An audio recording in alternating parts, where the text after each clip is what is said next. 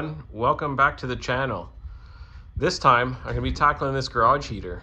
Last season it was heating intermittently and now it won't turn on at all. I've also noticed that the thermostat's dead. That leads me to think something's going on. Control board failure is pretty common in these units, but before I go replacing parts, I'm going to follow a proper troubleshooting routine. Let's dive into it. So with the control board flashing in a steady pattern, that means no call for heat. Here's the ignition control LED codes, and you can see I've got the slow flash, which means normal operation but no call for heat. However, the thermostat is calling for heat. The difficulty is the thermostat is currently off. It's not getting any power for some reason. Now, something that I've noticed is when I wiggle these terminals here, the thermostat will eventually come to life and flicker on and off. What's going on there? In fact, this whole terminal strip seems to be loose to the circuit board. Wonder if that's the problem. First, I tried tightening the screw terminals to make sure that it's not a loose wire causing me the problem. No change on the thermostat, so now I've got a piece of mechanics wire pulling on those wires like when I was wiggling them. And look at what we have. The thermostat has power again. Wonder if it's going to call for heat in a minute. What do you know? Now I've got the fast flash and it's trying to ignite. Well, we've got good flame. I think I'm going to take the circuit board off and reflow the solder on the back side of the connector and see if that solves the problem. Everybody blames these control boards saying they just go bad, but that doesn't make sense. Now it's been several minutes and it seems to be staying lit.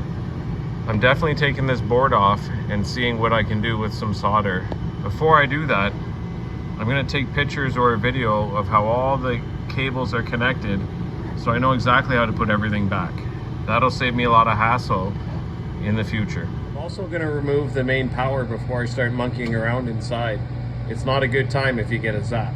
So the circuit board's out now and on the bench, and while I was removing it, something interesting happened.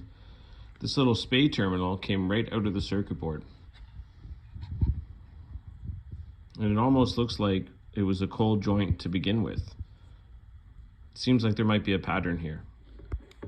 So I've removed the old solder, installed the terminal again, added my flux, and now I'm going to solder the joints.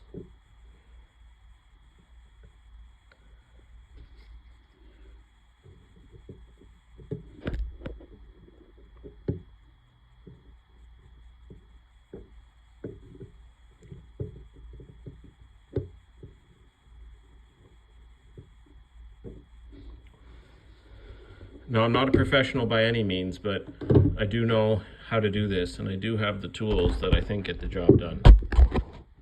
Now, I've already completed one of the terminals, and I'll show you how I do it on the next one. This is overkill, but I'm going to remove the old solder just to make sure that I've got a good, clean joint and new solder so that I don't have to come back here later.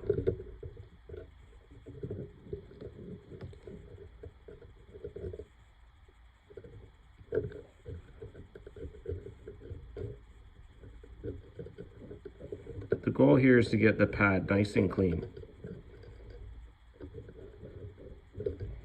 I think it looks good. I'll add a little bit more flux and then I'm going to solder this joint.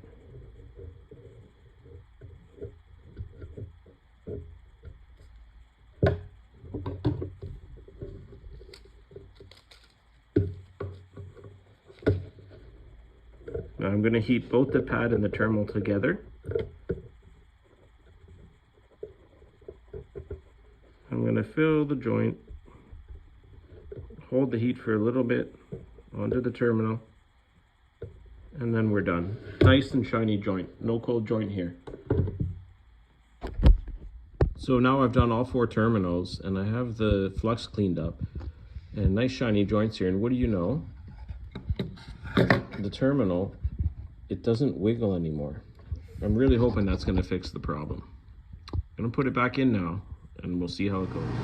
Success! It sounds like it's about to start. There we go.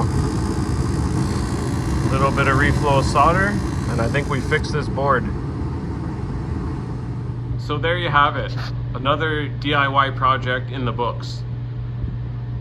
As you know, at Wrench and Wonder Garage, every trip to the garage means getting something done. And tonight, we got the heater working great. Until next time.